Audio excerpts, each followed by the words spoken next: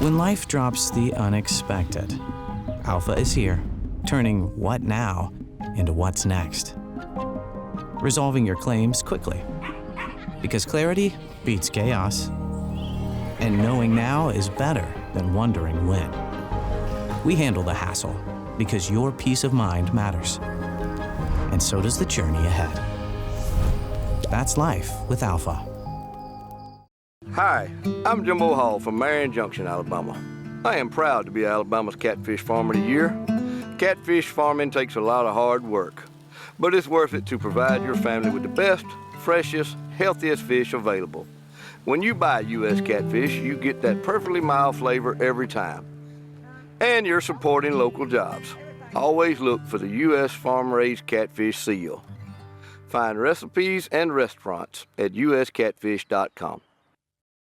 Participate in an Alabama Pals project and help people against a littered state make a lasting impact. Through our Clean Campus program, you can request school visits, supplies, and participate in the annual Clean Campus contest. In April, join thousands of volunteers for Don't Drop It on Alabama, our statewide spring cleanup. And mark your calendars for our coastal cleanup on Saturday, September 19th. Help protect our shorelines during the state's largest one-day volunteer event. Visit alpals.org to register today. Sponsored by PALS, ABA, and this station. Hey, how are you holding up? I'm thirsty. Well, there you go. Choose water. I guess I'll take the water. There's another one. Alabama Extension is cool. What's Extension? They're like your go-to experts for everything. Gardening, nutrition, tips for our kids, farming. And hey, weren't you thinking about starting a business? Yeah. Extension does that. Oh, sounds like I need to get connected. Learn more at aces.edu. Hey y'all, I'm Kim Earwood with Alabama Ag in the Classroom. It's time to lace up your boots for another Miss Kim's Book Corner. Today's book is called Farm Boots. From tending crops and feeding animals to mucking stalls and collecting eggs, boots are a farmer's best friend. A trusty pair of boots will keep feet dry in the rain and warm in a snowstorm, because farm work never stops, no matter the weather. There's an educator's guide for farm boots and one free downloadable classroom activity. Just visit agfoundation.org and search for Farm Boots. Miss Kim's Book Corner is brought to you by Alabama Ag in the Classroom. See you next time.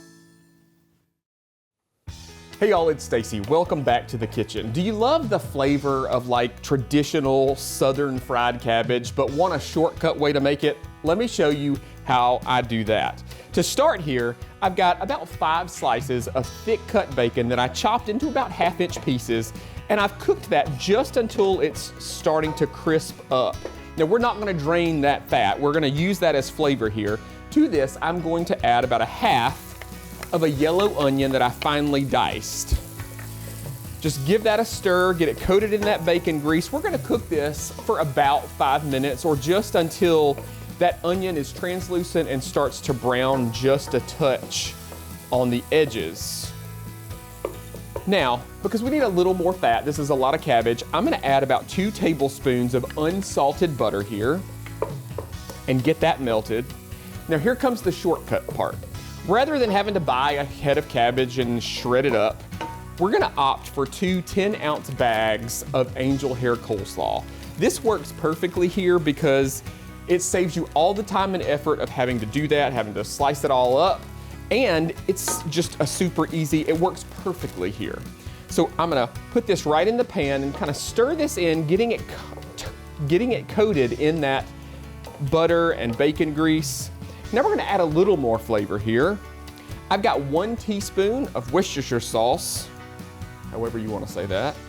I've got about 1/2 teaspoon of garlic powder or granulated garlic right over the top. We're gonna do about a quarter to 1/2 teaspoon of kosher salt. And this really is gonna depend on how salty that bacon is that you used. You know, different brands are gonna have different salt contents. And some black pepper. I like a lot of black pepper in this dish. I will probably do somewhere between 1/4 and 1/2 teaspoon.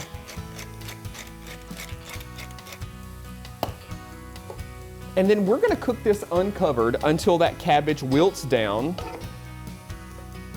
And I got one done over here. You can see this is gonna cook way down. Give it a taste, adjust your seasonings. You know, you might need to add a little more salt, a little more pepper.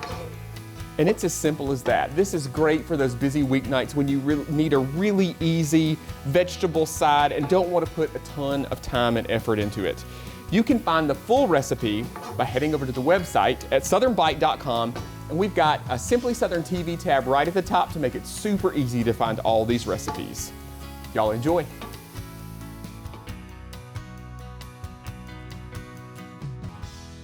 Cabbage is, one of those things I know I could do more with it, but aside from a coleslaw or throwing it together with some corned beef for St. Patrick's Day, I'm usually at a bit of a loss. Well, I'm far from a cook. Leanne will back me up on that.